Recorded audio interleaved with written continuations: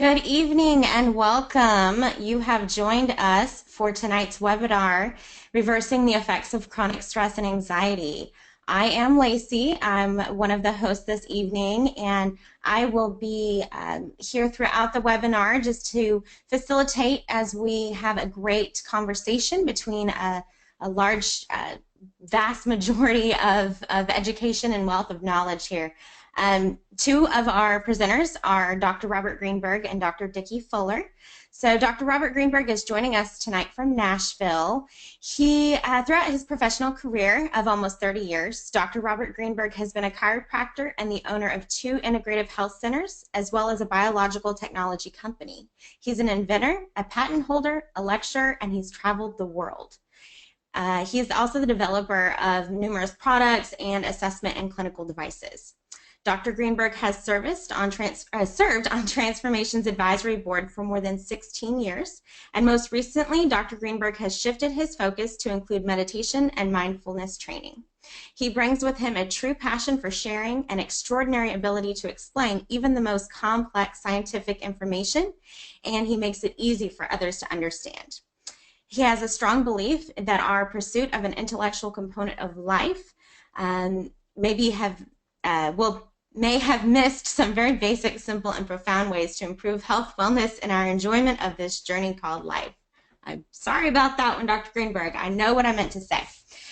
We also have Dr. DicQie Fuller Looney with us. Dr. Fuller is the founder of Transformation Enzyme Corporation. She is currently their Chief Science Officer. Dr. Fuller has been blessed by her 30-plus years as a clinician, educator, and researcher and author. She has earned 2 PhDs, one in health science and the other in dietetic nutrition. She has also earned a degree in naturopathic medicine while in Germany. Her passion in the last 35 years has been in the realm of enzyme therapy along with biochemical individualism, and their use in bringing balance to the body, which involves our health through thoughts and beliefs. She continues to research and study the changes in our food supply and their effects on child development. All of her research and clinical studies with the practitioner in mind, giving them practical, science-based solutions and transforming lives. Thank you both for being with us here today. I also want to mention that we do have Suzanne Alft. She is the president and CEO of Transformation Enzyme Corporation. She is on the line with us and in the background today, helping to answer any sort of questions that we may have throughout, and we may bring her in as a various source of information throughout the presentation as well. So without further ado, my first question, or my first direction, is going to be to Dr. Greenberg. I know you've been involved with developing and testing different methods to determine the root cause of illness, many focusing on testing the chemistry of an individual. What are you up to now, and how do you feel that you have found that unified answer to wellness and health? Well, first of all, I'd like to say hello, Lacey. Hello, Dr. DicQie, and it's great to be here this evening with you. And I'm so grateful to be here with both of you tonight and to share with both you and your listeners. So thank you for asking me to attend. You know, I like to start things off oftentimes with a story that illustrates what it is that we're talking about. And the first story is, if you can give me control of the slides, please. We can put, there we go. All right, are we seeing that okay? I know. Good. Oh, yes, I am. Well, to answer your question, it makes me think of an old story, and this is a story about a village, and in that village there were a group of men that were having a discussion about the law, and they wanted to know what law was right and how it was to be interpreted and what law wasn't correct, and they couldn't come up with an answer. So they went to the eldest of the village, and they said, who's right? How do we know who's right here and who's wrong? And the elder said, very simple. Let's put into a room an elephant with 3 blind men. And when they come out, we will interview each of the 3 blind men.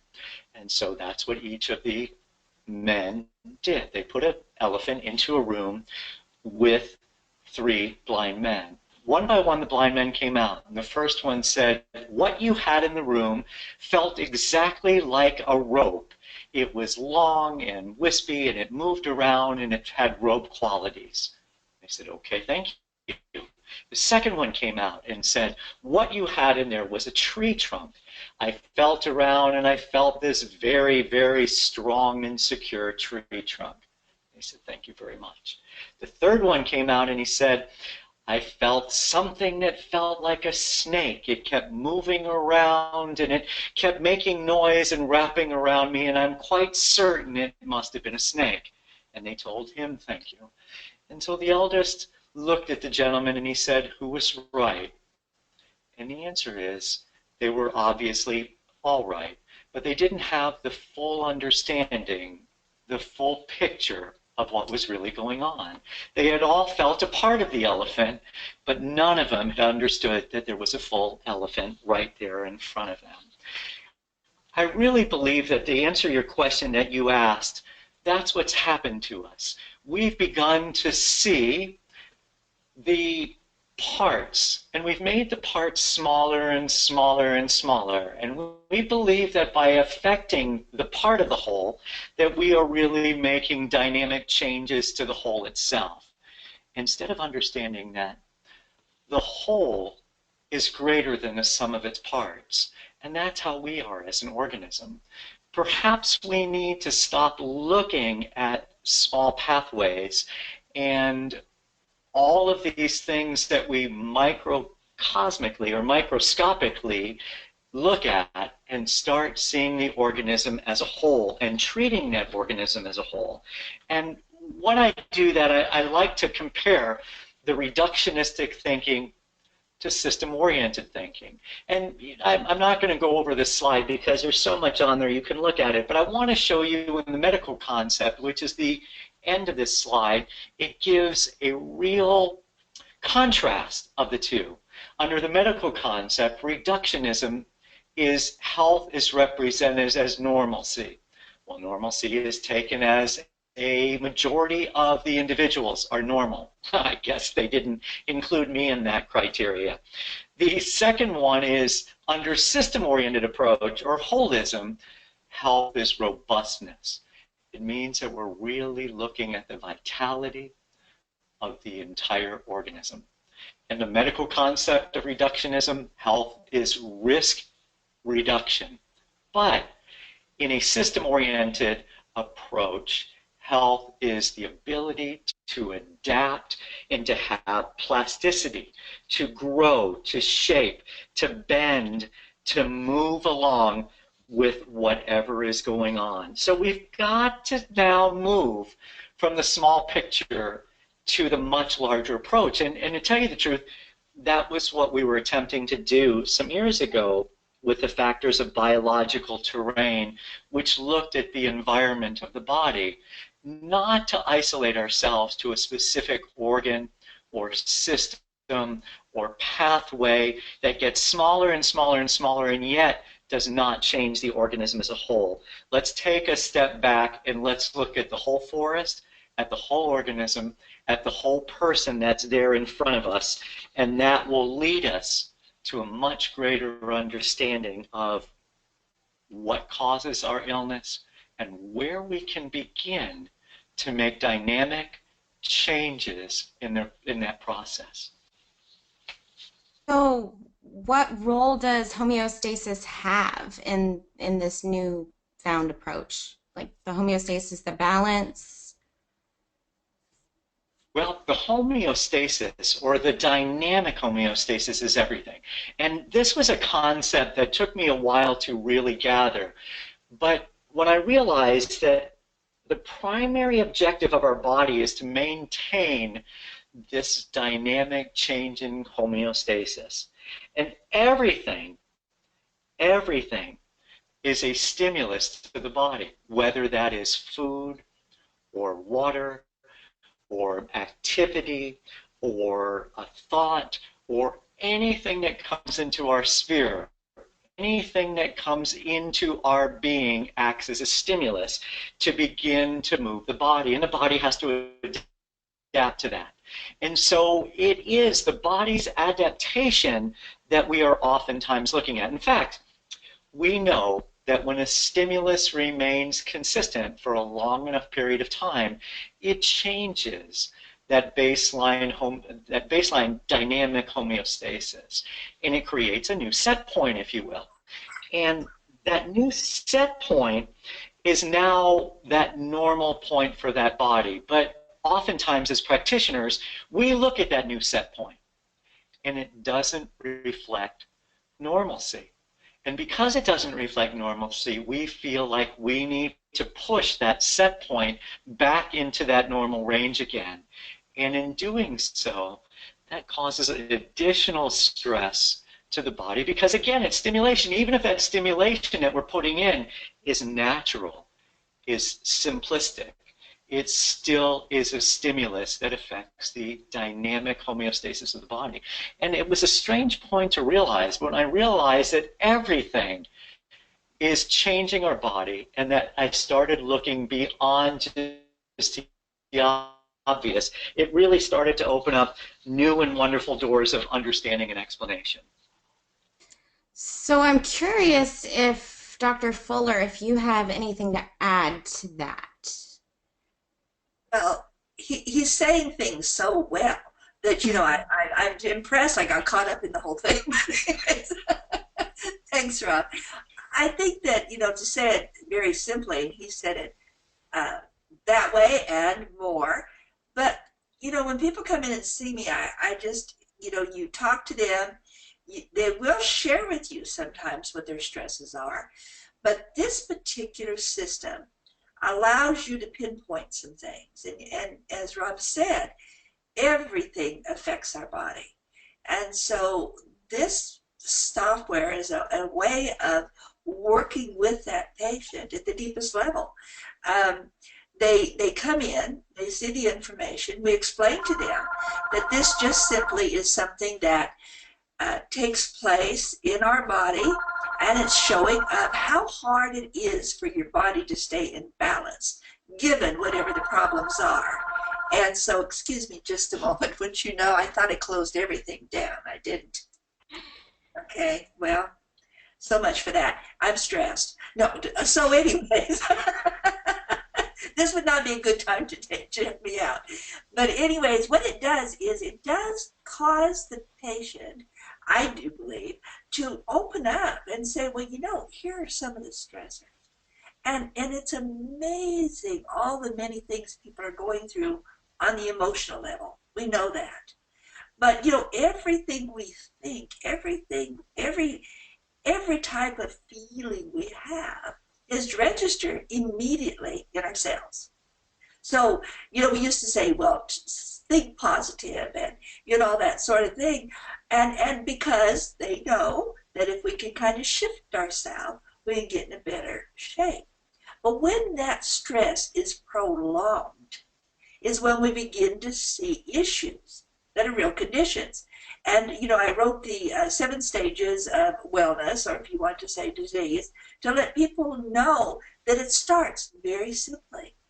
But as we progress, and science has given us so much information today, you know, if you have a negative thought, immediately you have a digestive situation. Immediately your heart reacts. And this whole system shows you that and shows what this ongoing stress is doing to your overall health. What do you do with that? Well, the beauty of this is you can measure it. So people can make a change and they can see by having this test that those changes, whatever they are, begins to work. Or they're not making enough change, whatever it is. It helps give the person, the patient, the information they need to begin the process of healing. And I won't go into any more than that because I know Rob is going to take us through here. But for me, it just kind of pinpoints an area that we need to talk about. We need to find out how we can assist. We don't always have to know the why, but we certainly need to know the problem that it's Yeah. caused. Yeah, and that's what I love. Yeah, that's definitely interesting, and I kind of want to have just one more chance to bring it back and talk about maybe what factors that we can control that are creating this imbalance or that are affecting the homeostasis. Before we go, I love solutions, and I know we're gonna get we're gonna go that way, but I just want to make sure that we're being as complete and as foundationally fundamental as we need to with our audience. Um, Dr. Greenberg, what are the factors? What other factors might we be looking at? Well, I think we need to start right at the top of the list, and I think the top of the list is got to be food that we bring in. And we all know this, and we're not going to spend a lot of time talking about good food and bad food and what diets work and what diets don't work and the ideal diet, because I believe that there is no such thing as an ideal diet for people across the board. I think we, as Dr. Fuller has proven to us many times before, there is biochemical individuality, and as such, we need certain variances in our diet to be optimally healthy. But what does seem to run concurrent through all the different diet programs is you got to get rid of the junk food. You got to get rid of the junk, and you've got to eat real live food. So the first thing we're going to say that influenced this, the dynamic homeostasis a great deal is food. And the simplistic answer to what we do with diet is get rid of the junk food, eat things as natural, as organic, as live as possible, and things will begin to shift and change in the body from that perspective. The second thing that I believe that most people tend to leave out, and I really am a huge advocate of water quality, is just that. I think water plays such a huge part of our dynamics of our body. If you look at this slide carefully, it'll tell you that the percent of our molecules in our body is 98.73% water.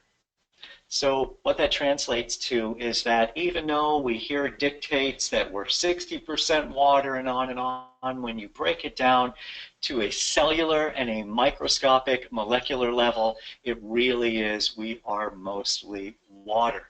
And so if we don't put in good water, our system simply cannot work. Normally I'd like to discuss water at length, but obviously we don't have the time here. We're just touching on these various topics.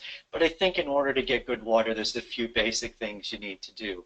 You need to purify the water. You need to get out the chloramines and the chlorides and the PCBs and the fluorides and the other chemicals that are found in there. You've got to do something to purify it. And then there's ways to vitalize the water. And there are some great books out there about increasing the vitality of the water. Some ways are to create a vortex of the water. Some ways are simply to put it into the sunlight and allow the sunlight to begin to charge it. Any rate that you choose, you need to prepare your water as carefully as you do your food on an ongoing and daily basis. The next thing is the activity level and the dangers of prolonged sitting. We understand now that sitting, like most of us are probably doing, that has significant deleterious effects on the well-being of the individual. 2 hours of sitting drops the good cholesterol level, it decreases circulation, it raises blood sugar, it slows down the metabolism, it does numerous things to create stagnation in the body. We have to get up and move. We have to get up and make things happen. We can't become dormant and inactive. We really need to keep moving. I sort of have a philosophy about movement and exercise. Every time I get the feeling to exercise, I usually just lie down until that feeling passes. But I guess I need to pay a little bit more attention and get up and move around a little bit, like we know is healthy. So movement would be the third thing, along with diet and water. Next would be sleep. we don't talk enough about sleep because we don't really know how to change the sleep, although we're going to talk a little bit about that later on. But the lack of sleep causes all of these things, accidents, and makes us feel depressed and forgetful and gain weight. It makes our skin look older. It causes health problems, and it can increase the risk of death. So it is so important to educate our patients on how important sleep is, and that they need to get out, they need to rest, they need to turn off their blue screen devices a half hour, an hour before bedtime. You need to not bring your cell phones into bed with you and place them underneath your pillow. Life is going to go on without that important text message or looking at some social media. We've got to begin to back down the technology a good half hour or longer before we try to go to sleep.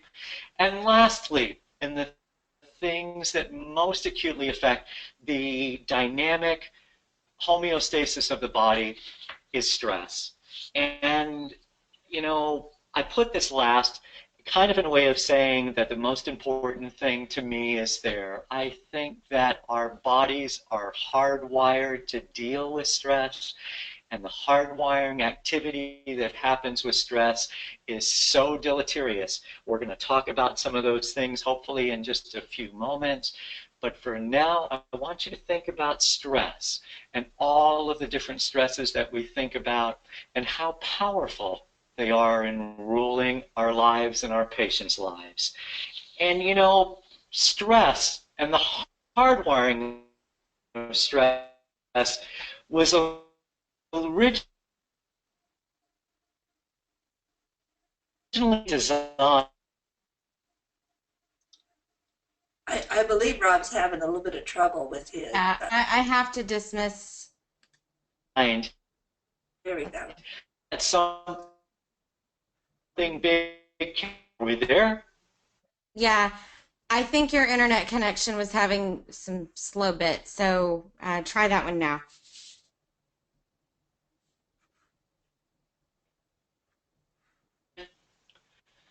You there? All right. Where were we? We were talking about that. Can you hear me now? Yeah. No, I want to know so stress is really important to overall wellness. That's what I'm hearing, right?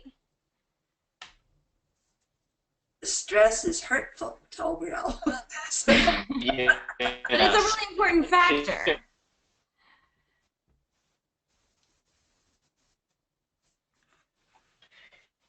Well, he left us with a great picture. I don't watch those games, those shows or not, but let's see.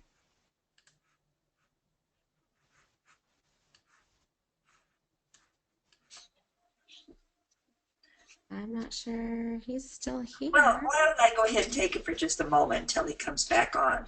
No Because problem. he is the one. Oh, yes, there you are.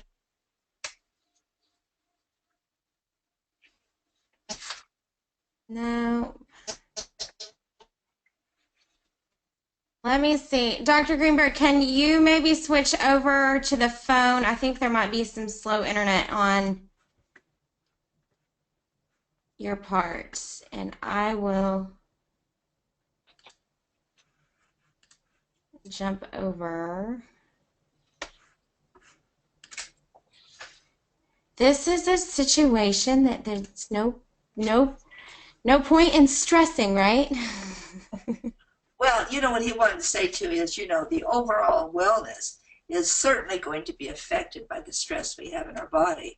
And the problems remain is, some stress is good, let's face it. If you were to win $1 million, that would be kind of exciting, and then it might make you have a little bit of stress, but it's different than the stress that really begins to creep in and to take your internal health. And, we all have certain amounts of stress. Are you there, Bob? I am. Can you hear me now on phone? Yes. You're with the Cybertooth. turn your volume down on your computer. Okay, how is that now? Well, we have echo, echo, echo. Okay, how about now? That's good. That's wonderful. All right, I think we're back up and running. I was saying that, you know, our system was originally hot wired so that when we underwent a severe stress like a saber-toothed tiger, one of two things happened. Either we were eaten for lunch and it really didn't much matter after that, or we had the ability to, right after that severe stress, to rest, to relax, to regenerate, to allow our system to recover, to move into a relaxed state. But, you know, life isn't simplistic like that anymore. Unfortunately, this is life. And we have things coming at us from all directions all the time, and we don't really have the ability to stop, to rest, and to allow things just to happen the way that, our system was wired. So technology, activity, the way and the pace that we live life puts us into this dominant, overwhelmed situation.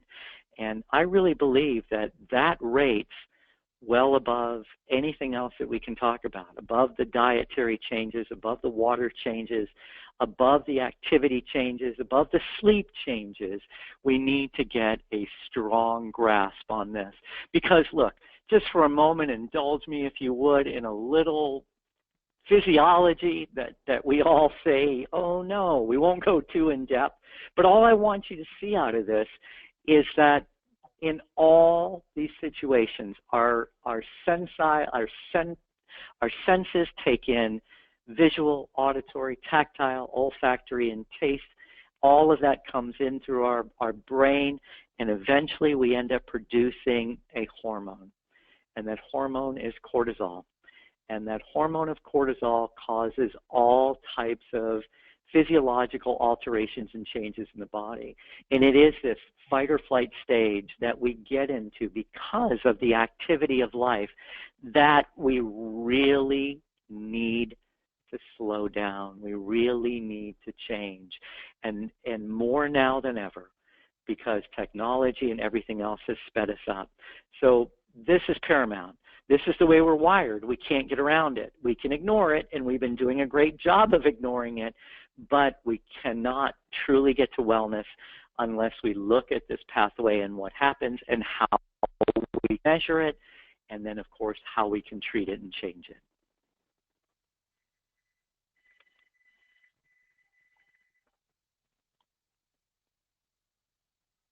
Lacey, are you still there with me? We're here. Yeah, Dr. Fuller, did you have anything else to add to that? I'm That sorry. was one before.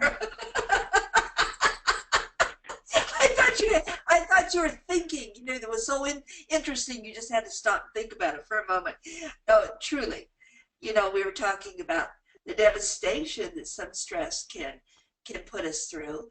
And as for instance, I had a time back probably about 5 years ago that I had many deaths in my family, my friends, and great loss. And you know, at the moment of time that you're in that stress, you really don't even think about trying to control it. You're reacting. You know, you're just going along with it. And then somehow you come out of it. But the longer you're in that stress state, the worse your reactions become, and your body can start to slip. And that's what happened to me. I found out I had, you know, I had shingles in every organ in my body before it broke out. I just knew I didn't feel very good. And it was all due to stress. I can promise you that. And how does one come out? Well, first of all, you have to realize what you're doing to your body and to actually recognize that some of the problems you're facing has to do with your attitude. Just in some of the cancer research centers, they will tell you, person coming with a cancer, they do react to the fact that we need to do something for the body, but they all, most of the good ones, begin with how they believe, how they think, and forgiveness before they even start to go there. And there's a reason for that. And these are all the things that Rob is talking about right now. So, you know, how to treat it. Well, when they come in to see you and you recognize it, then you have to help them recognize just, you know, how their body is reacting and how do you come out. And it's just kind of like pulling the rubber band. It's really hard to get that elasticity back once that you become so overwrought. So yes, every cell in your body feels it. And like Rob said, unless we get in control, we have it all around us. If you watch TV, if you drive on the streets, I don't have to go through all that. You all live in the same planet I do. But the truth is that this is a beautiful program to recognize that. And actually, I'm done, Rob, because I'd rather hear you. And I want to. Well, thank you, DicQie. Thank you. I'm not sure we do live on the same planet, but that's okay too. Thank you very much. So what effects are we looking at as far as with the stress and with the elevated cortisol and the different hormones that are out of balance? What would we be seeing? Well, you know, we could go on and spend, you know, the rest of the evening discussing what elevated cortisol does to the body physiologically. And I was amazed. And most of you doctors that are listening probably know this already, but it's a great reminder to get back to understand that elevated cortisol really has a major effect on almost every physiological reaction in the body, including, but not limited to, let's start with the first one, inflammation. And we know that there's a direct tie with inflammation, and that cortisol actually keeps inflammation in check. And as our cortisol level goes up to a certain point, the inflammation will go down, because we know that as even using cortisol or cortisone, any type of anti-inflammatory will lower inflammation. However, when the cortisol gets low or exhausted and the adrenal is no longer able to produce this hormone, or the glucocorticoid receptors become resistant to the binding site of the cortisol, it no longer has the same reaction, and now inflammation runs out of control. So most of the inflammation we see in the body has a link to cortisol. Oxidative stress. Well, let me go back for a second. If we just stopped right there and we said nothing else except that cortisol and inflammation have a direct relationship, we would instantly know that almost every condition, almost every chronic ailment would be associated with that type of imbalance, because inflammation, as we know, is in the root of everything. So we could just stop and say, high levels of cortisol cause problems with inflammation. Inflammation goes out of control.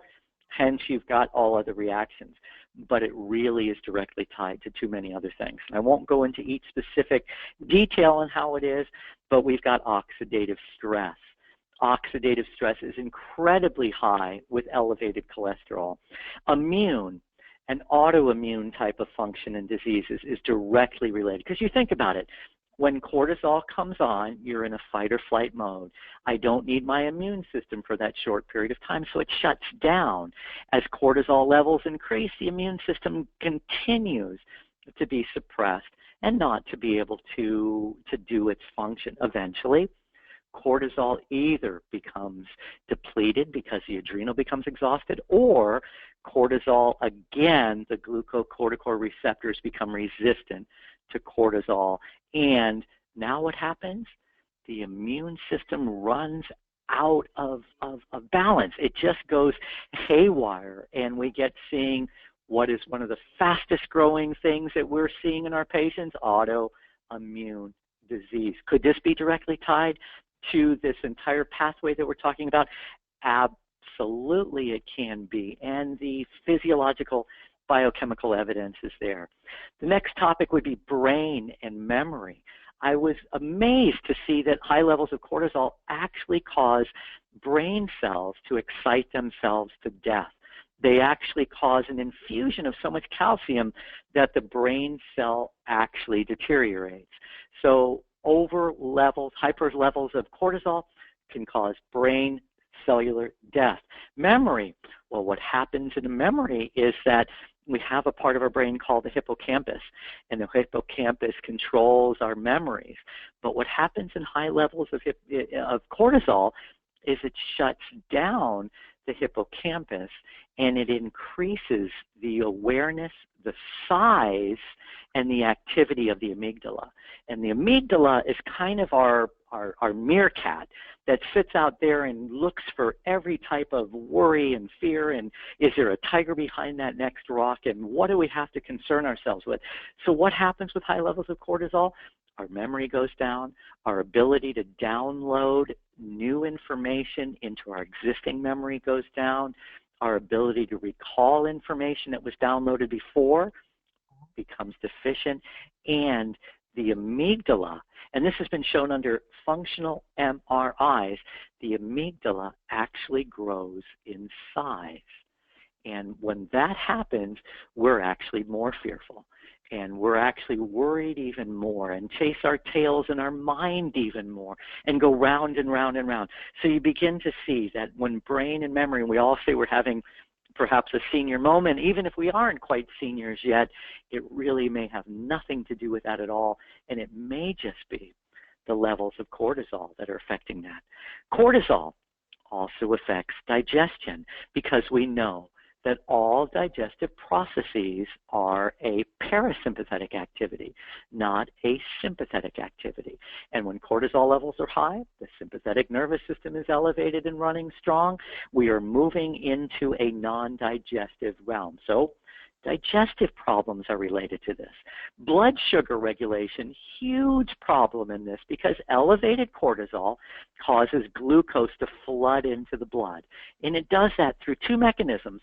One, it breaks down amino acids from our muscles, proteins from our muscles, and through that, a process called glycogenolysis causes increase of glucose in our blood. Second of all, we actually make more glucose in order to maintain this emergency fight or flight situation. So we flood our body with glucose. So what does our body do? It has to produce insulin to regulate the amount of sugar that's there. Well, here's where it gets tough. But we know that cortisol and insulin are antagonistic hormones to one another. So as cortisol goes up, it causes the insulin to become less and less and less effective. What do we end up with? We end up with insulin resistance and all of the conditions associated with insulin resistance. Where is it starting from? From a dominant sympathetic, from stress, from elevated cortisol. Weight gain and obesity are connected to that too. I'm sure you can figure that out. We gain weight because elevated cortisol causes a mobilization of triglycerides.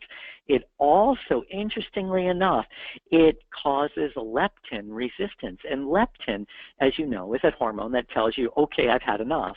And sometimes our leptin just doesn't seem to be working very well, and we never seem to have enough. And so we continue to eat well beyond our caloric intake needs. High cortisol level also has a deleterious effect on the cardiovascular system. In fact, scientific studies have proven that elevated cortisol raises the risk of cardiovascular incident by over 5-fold. That's significant. So, you know, instead of just treating the heart condition, instead of just treating the weight, instead of just looking at and treating the blood sugar or the brain or any of those other things we've talked about, we really need to get to what I've been looking for is the first domino. That first thing that we need to treat with our patients that really causes that positive cascade effect down the line and begins to alter what they're experiencing. Additional things, insomnia. You know, as we age, many of us have sleep problems and sleep disturbance, and we try all kinds of things to help our patients with that, don't we? But it's linked to elevated cortisol and sympathetic dominance. How do we know that? Cortisol is antagonistic to melatonin. And if you've got elevated cortisol levels, you have very, very low melatonin levels. Also, hormone balance. So often, and this ties back so perfectly to that reductionistic view that we were talking about at the beginning. You get a person that comes in and you test their hormone levels, and they've got a hormone that's off. So we augment that hormone either through natural therapies or precursors to those therapies. But did we ever stop to think for just a moment that that baseline is now the dynamic homeostasis of that patient, and it was created by what we call pregnenolone steal. And pregnenolone steal means that the body shifts its manufacturing into making cortisol, and it moves it away from making testosterone and estrogen and progesterone. And so what do we see? We see low levels of that. So what do we do in our wisdom? We say, oh, that person needs more testosterone. That person needs more estrogen and progesterone. We know how to fix that. We're going to give that to them. That's the reductionistic approach that we're talking about. Let's look at the entire body as an entire organism. And there's a few more, just to name them, and I won't take up any more time. Muscle and bone loss are attached to elevated cortisol levels, aging, even loss of job performance, allergies, and then loss of sex drive, and even loss of sex appeal. There's a kind of a funny research project that was done in Finland, and they took attractive opposite sex people and they looked and they said, who do you find most attractive? And they would say to the women that they probably would find the men with the better physiques and the bigger muscles more attractive, and for the men also the women in a better build, and et cetera, et cetera. But what they found was amazing. It had nothing to do with their physique. It had to do with their stress levels. And it's almost as if somebody around you can actually pick up those stress levels, and the person with the lower stress level is the person who was most attracted by the opposite sex. So it was amazing when I tied all of this together of how many conditions we see every single day that are really tied into this vigilant, dominant sympathetic nervous system, which is causing this overproduction of cortisol, which is putting us into all of this. In fact, in this wonderful article that was put into WebMD online, it says, top line, 75% to 90% of all doctors' office visits are for stress-related ailments and complaints. I mean, that says it all, that we have got to shift our focus away from just looking at it from a reductionistic perspective, just trying to treat the condition, and look at the total adaptation of what's going on in the body. I hear exactly what you're saying, and I wonder, I'm sorry, I'm kind of speechless.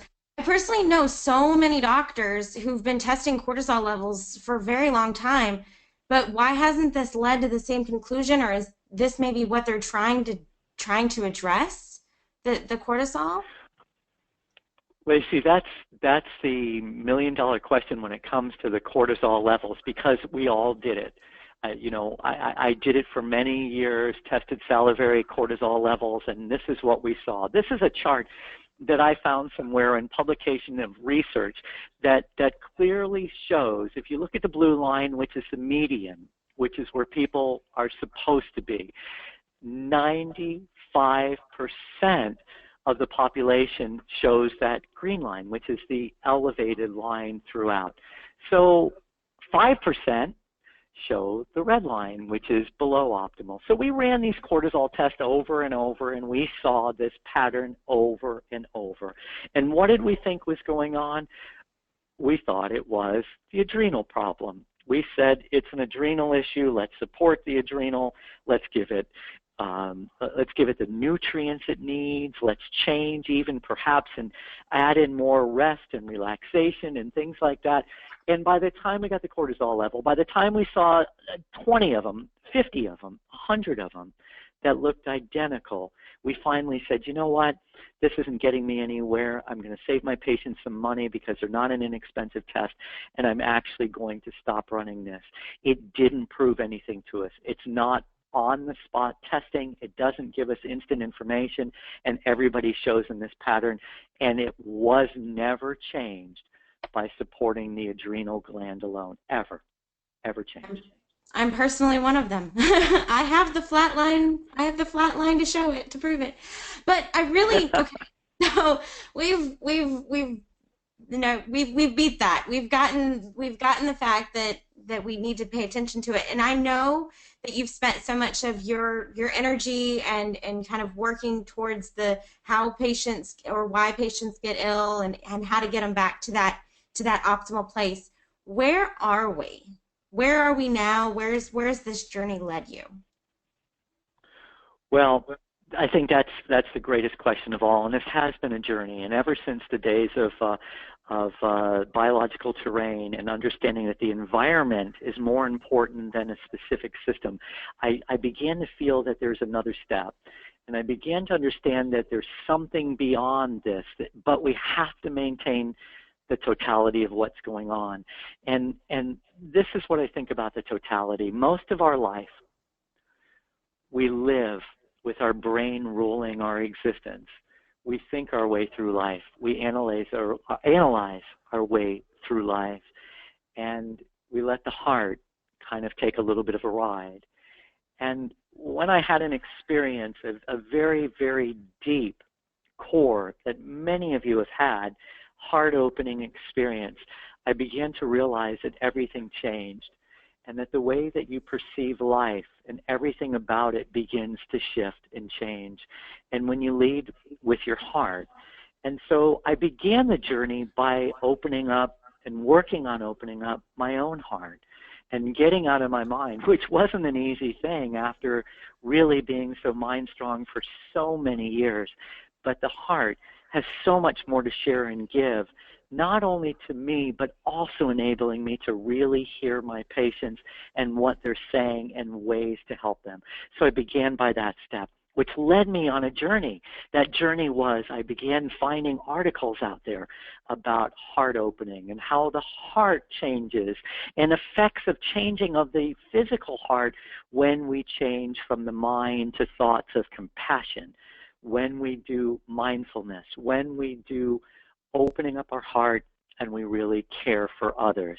And that led me to understanding about heart rate variability, because I looked at the physiology of the heart. Is there a way for us to see if the heart changes when we change our thoughts, when we change our emotions?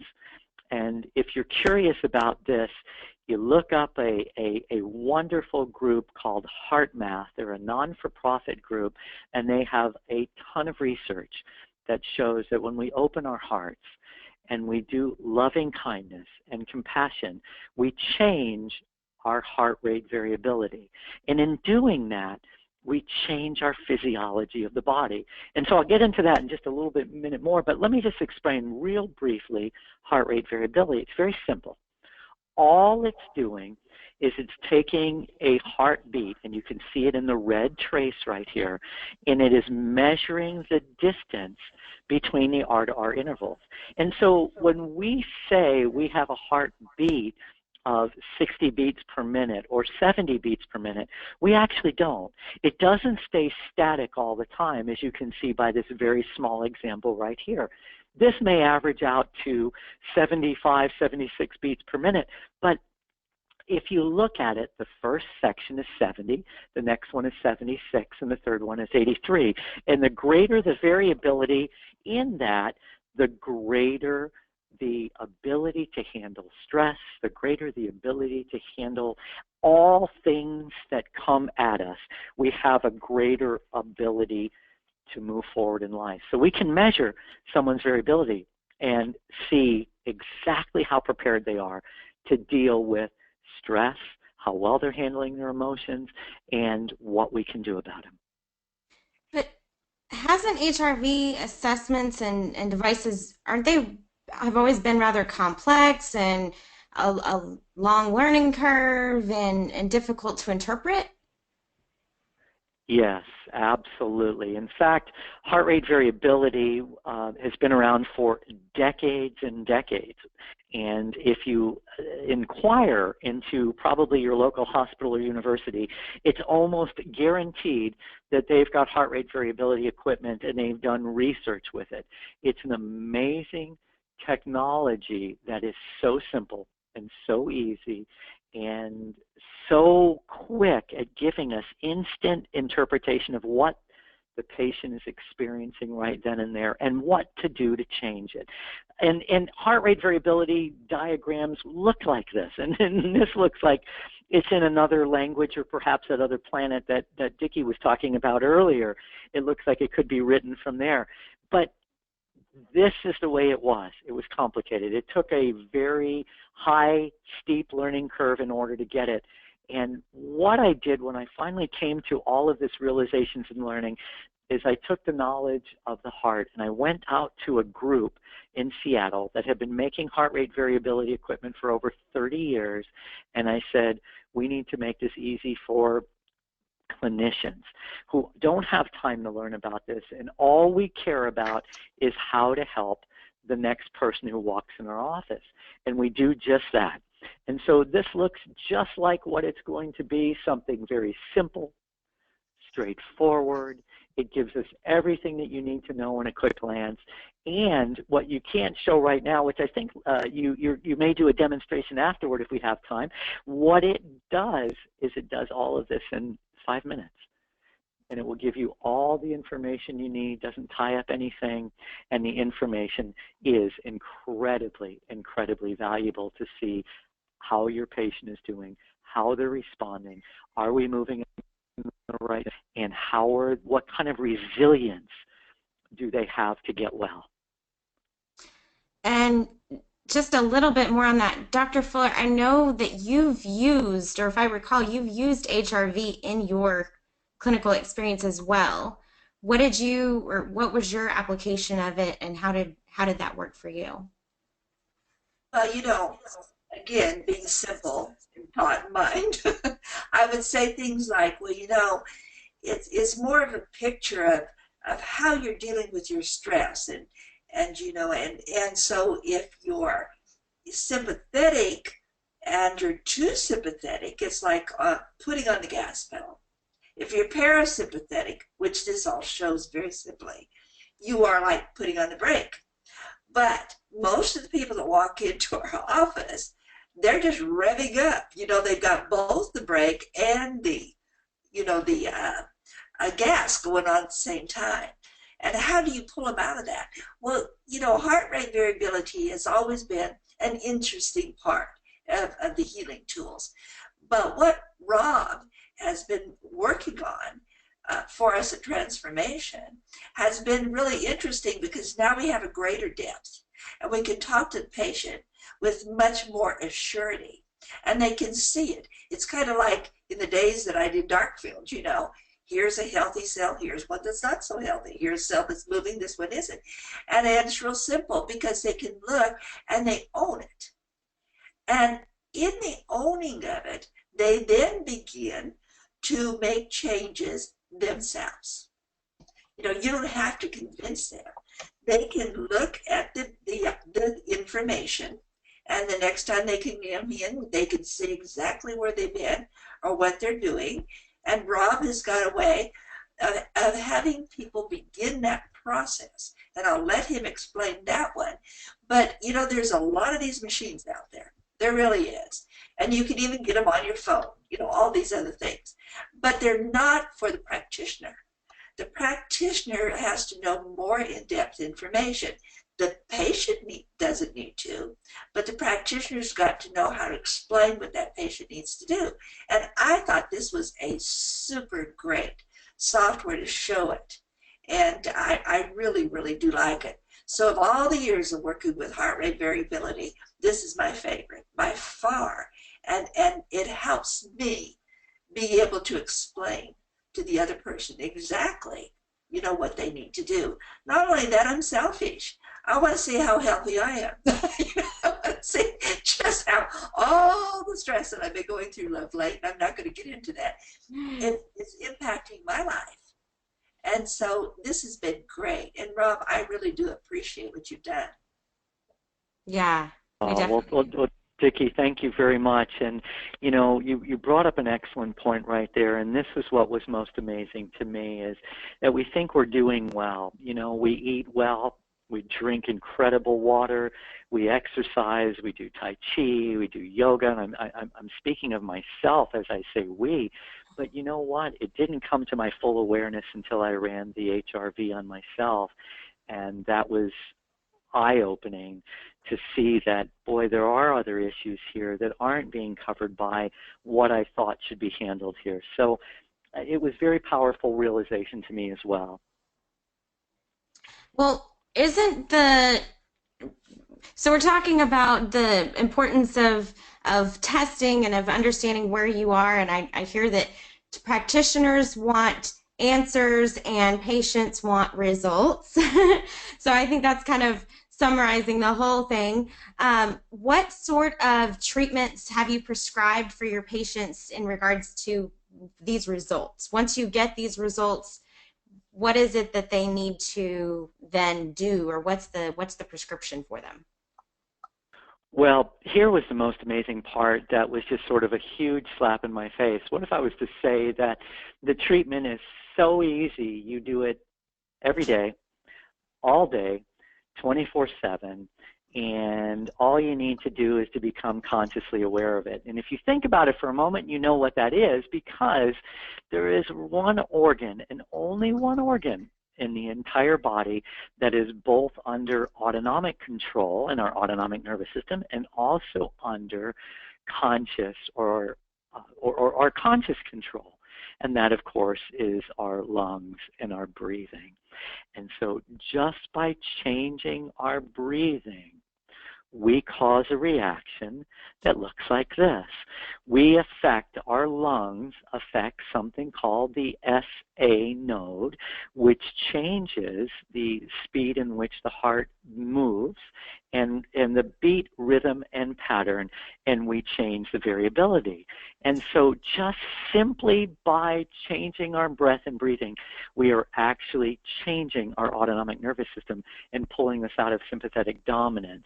And more importantly than that, we are creating resilience. And resilience is what we're all after anyway, because we know, as the bumper sticker says, stuff happens, right? And we know that it's going to happen in life. But if we can create a greater buffer, a greater resilience when those things happen, our ability to stave that off without getting sick, without damaging our body, without, any of those reactions occurring, we're so much healthier. And when we start just breathing, and breathing a metronomed, slow, deep breath, what starts to happen, as this top graph shows you, is the heart rate starts to follow the respiration rate. And when the heart rate gets in line with the respiration, heart math uses the term coherence, and that's where we are at optimal function. And we can do this. We can do this in just right now. We don't need anything special. We can just begin by slowing down and breathing.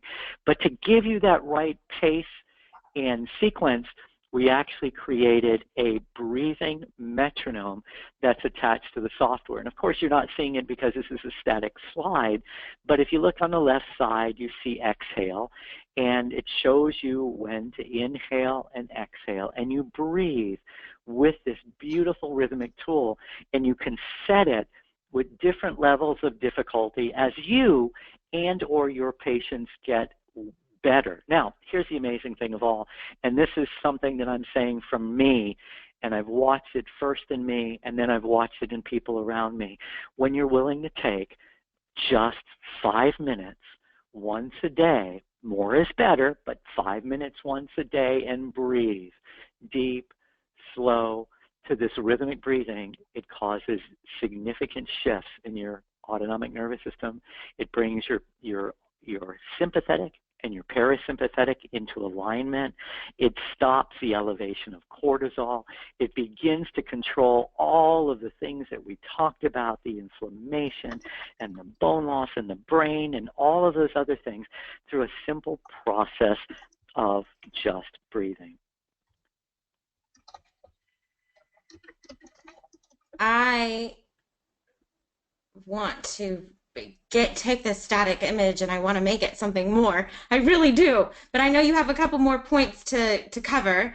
And so I'm going to take a brief pause and everybody's going to get to see behind the scenes because I'm going to ask you, Dr. Greenberg, would you like to continue your conversation with Dr. Fuller while I jump over and do the brief demo? Because we are back at the top of the hour.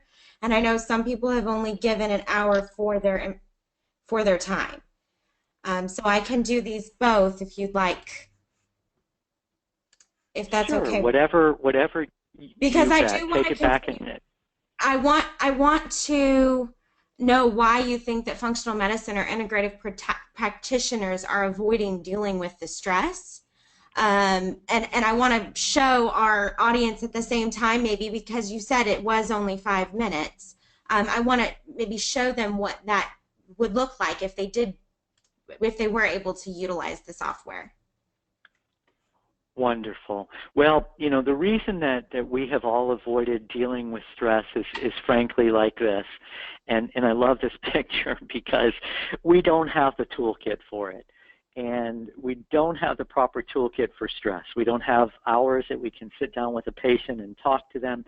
We've got a busy schedule. We've been trained to think metabolism. We've been trained to think about enzymes. We've been trained to think about probiotics and bacteria and microbiomes, and we're trained to think about numerous pathways, but we've never really been trained to deal with stress, and we oftentimes don't have a capacity to really deal with that type of stress situation.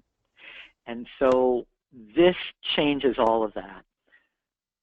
This gives us the ability to function with our patients and to handle their stress through changing the dynamics of the autonomic nervous system through the simple capacity of breathing.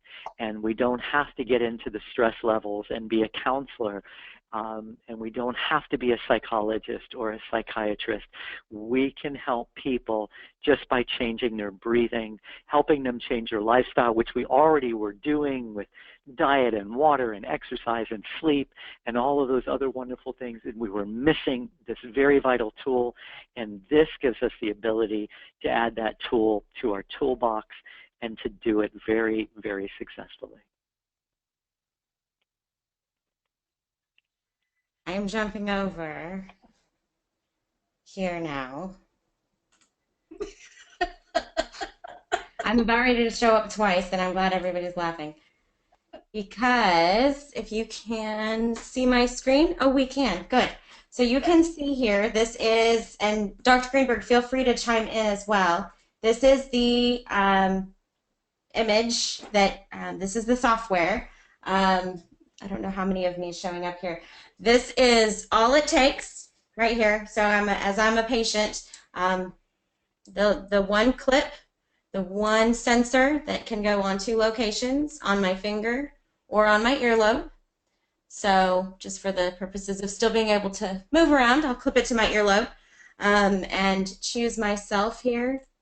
And if I can find myself.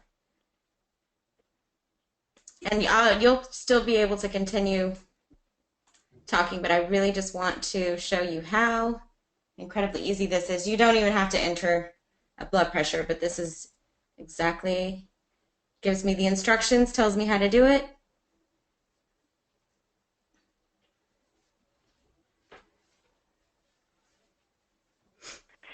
Well, what we're seeing now is a trace of Lacey's heart rate and heart rate variability, and that's basically what we're going through right now. And the test is very simple to perform, and it gives us very accurate tests. She's kind of moving in all over the place. You'd want your patient to be relatively still and stationary, and then we'll see a very nice trace. From that, actually, we could just take from that point, Lacey, and perhaps look at one that's already been performed. Yep. And that's what I was going to suggest. We could, it's going to be hard for me to sit still. Let me look at my history here. You could put the numbers screen back up, the dashboard. There we go. There we go. That's excellent. So what we're seeing on this is very simple. You really have to concern yourself with the autonomic balance that tells us whether we're sympathetic dominant or parasympathetic dominant. And as you can see very clearly by this, Lacey or whoever was in that test subject is very, very sympathetic dominant. And that's going to show in a predominant number of patients that you do. And the sympathetic dominance causes agitation. Her number is very, very high at an 81. We're also going to look at these other three factors: heart rate, which falls within the normal level of 77 beats per minute, and something we call SDNN. And very simply, SDNN is the standard deviation of the end-to-end interval. And it calculates, or what it really means in English, is it tells us how much variability is present. And the greater the variability, the stronger the individual is, the greater resilience that they have. And this could be accomplished and even improved. Now Lacey's is very, very high. It's excellent. But most people that you'll test, you'll see, will not be quite that high. But they can improve that significantly through the breathing, which is called RSA training. And RSA stands for respiratory sinus arrhythmia training. Lastly, we look at the tension index. And the tension index is just that. It tells us how tense the body is, how hard it needs to work in order to be able to balance the autonomic nervous system. And her tension index is very, very low at 8. So it means that her system is plugging along quite well.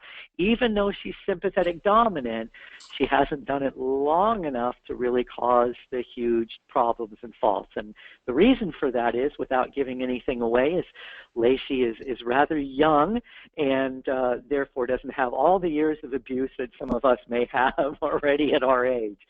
So many good things, but if she continues with the sympathetic dominance, we know that the cortisol levels will be high, when we know that entire cascade will follow. Perfect. I just wanted to, and everybody wants to know when I did that test. I will not disclose when that test was. If you joined us in Houston, I was a dummy subject, and I was a surprise when I was when I was supposed to be out of balance, but I was actually in balance. So, okay, thank you for that, Dr. Greenberg. And I can go back to it and pull up the trainer if you want me to as well. But yeah, I mean, if we want to show that just for a brief moment, it's something so simple.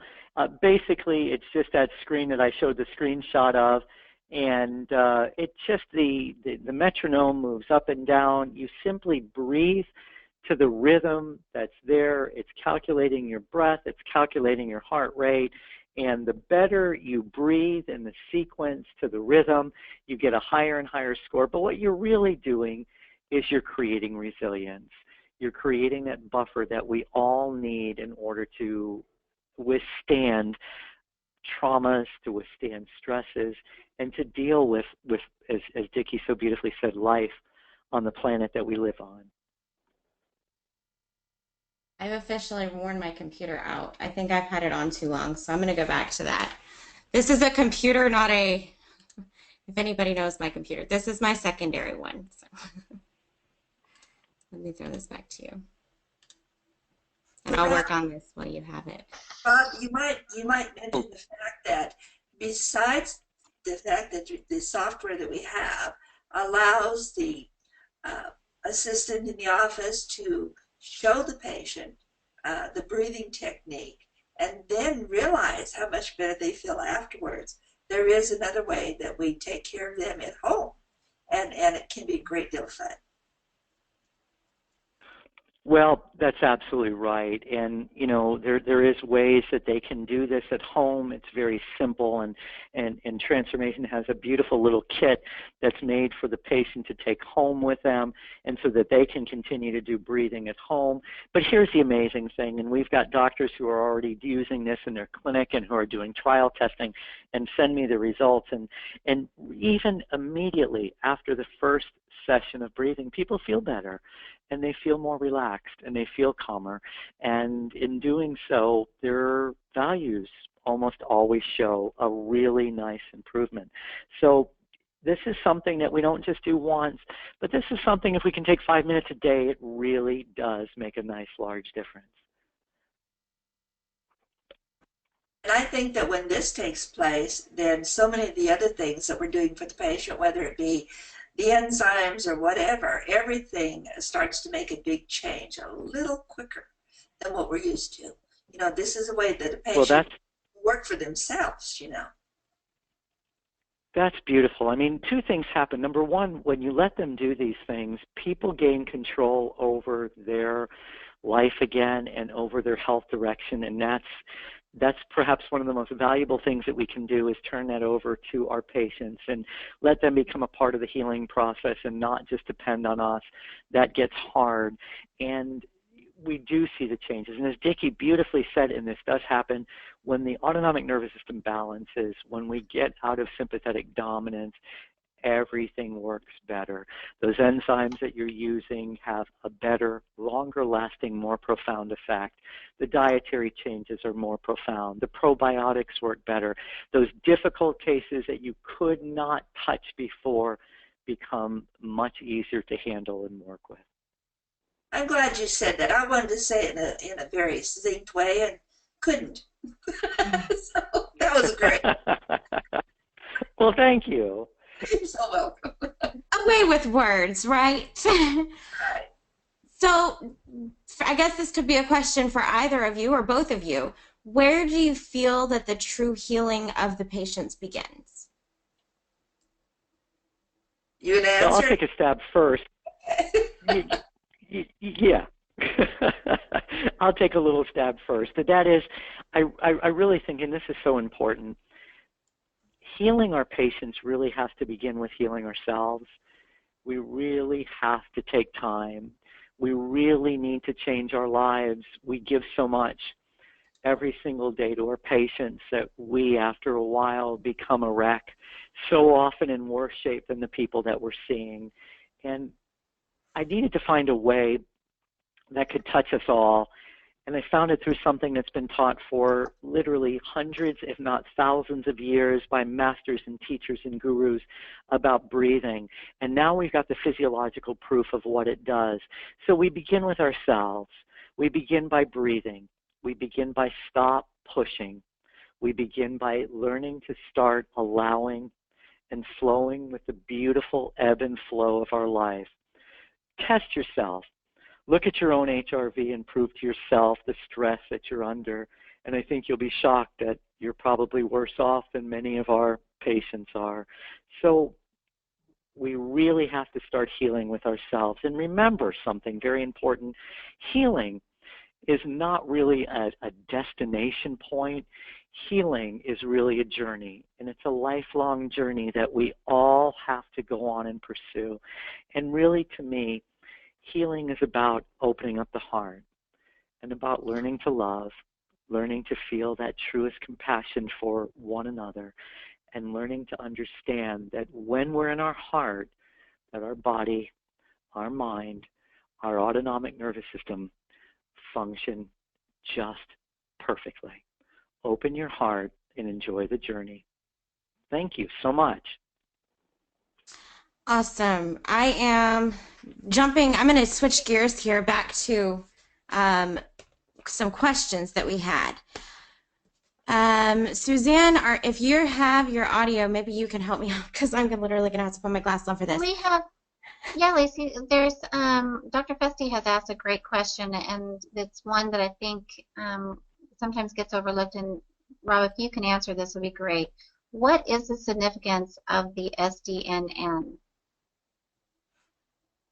Oh, well, SDNN, again, stands for standard deviation of the end-to-end interval. And I know that sounds very complex, and it isn't. It just means the deviation of those beats we were measuring. The greater the deviation in those beats, the greater the variability is. The greater the heart rate variability is, the healthier the individual is, the more reserve they have, the more resilience they have, the more ability they have to take on life and all that life deals with us. Higher, the better, and that's what we can increase through also utilizing RSA training. Great. There's another second part question too. How does the autonomic balance correlate with the tension index? Well, we really want to think of those as separate things. There isn't we don't want them to necessarily mirror image each other. Autonomic balance is just that. Are you in a sympathetic dominant mode? Are you balanced? Are you in a parasympathetic dominant mode? And, you know, those are just what it is. Tension index, or TI, has really been around for a long time. And if it gets very elevated, there's enough significant research that that's a good time to get somebody out for a referral and to have them look to see if there really is a cardiovascular difficulty there. Tension index tells us how stressful, how hard the body is having to work in order to try to continue to maintain some type of dynamic homeostasis balance in the body. TI is a very, very important dashboard element to monitor, and we want to make sure that the TI is as low as we possibly can get it. And we find that when we do RSA training and we rest, we relax, we take the appropriate nutritional products, the TI begins to lower itself. Great. And then, Lisa, I had another one, and this could probably be for either Dr. Fuller or Dr. Greenberg, and that is, have either one of you ever used or monitored the use of essential oils with the HRV? Well, I have an answer, DicQie. My answer is that yes, we have, and anything, and that's a beautiful question, because anything that relaxes and calms the body is going to change the sympathetic and the parasympathetic dominance. Not as strongly as simple breathing does, but it is very, very effective. So the answer is yes, we have. Yes, there's been research on it, and yes, we can confirm that essential oils do make a difference in heart rate variability. For me, the best way was having it in the air as they're doing their breathing, because that makes the biggest change. You know, they're actually taking in the breath, they're slowing their breathing down, they're getting it in sync, and then there's several essential oils that come into play there that makes a big difference, to especially the heart. And I'm thinking frankincense and a few of the others. So yes, that would make a I think it'd make a big difference. I love my essential oils. So. Yeah. I think that is all. I know we are well over. Wow. Suzanne, are you catching up with that?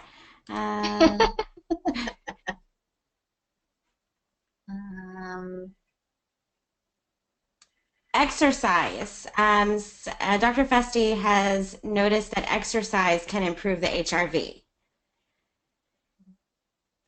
Well, absolutely, and we've known that for generations. In fact, just a little bit of history, HRV was heavily utilized by the Soviet Union back in its day to develop a superior athlete.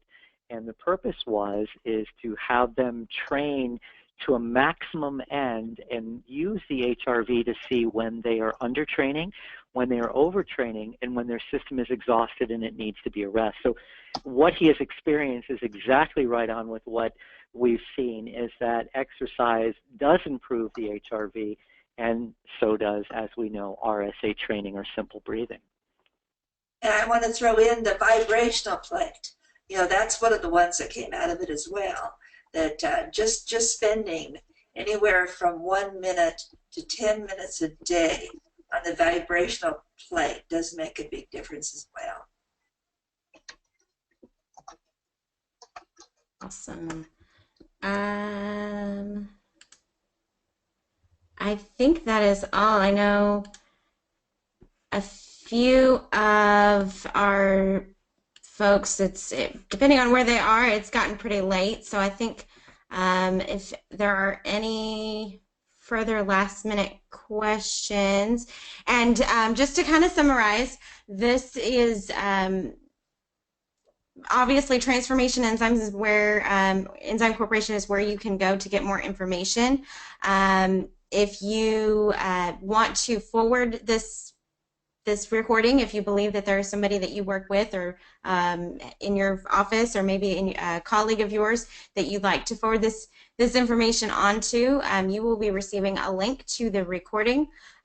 You are welcome to give us a call or inquire if you have any further questions, and we are so very thankful that you joined with us today, and we look forward to talking with everybody again soon.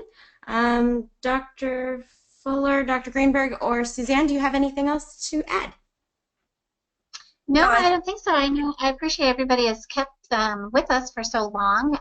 This is very, very exciting. Please call our office, or we can have someone call you, because we have a lot more to share, including sort of our protocol. Dr. Greenberg has formulated a product for us called Rezen, and again, to help with balancing and creating more of a brain nutrient and stress management type of product. So we can definitely add more to that as we talk about the protocols that we have put in place for stress. And any other questions that can be answered by, simply getting people's internet connections or their emails, right? And sending them the information. So if you still have questions after we hang up, don't feel like it's too late. Never too late.